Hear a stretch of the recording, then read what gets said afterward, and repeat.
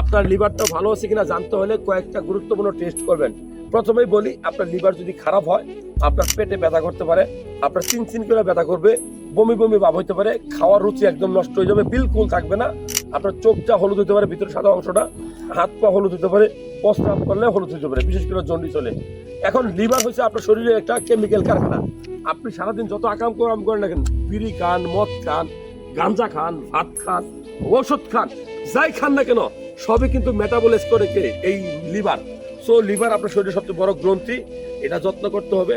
আপনি কিছু গুরুত্বপূর্ণ টেস্ট করে বুঝতে পারবেন আপনার লিভারটা ভালো আছে কিনা। যেমন এসজিপিটি, এসজিওটি, অ্যালকালাইন ফসফেটেস,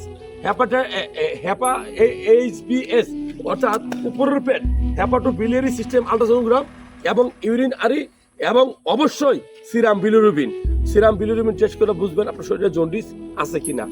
যাই হোক, এই তথ্যগুলো ভালো লাগলে শেয়ার করবেন।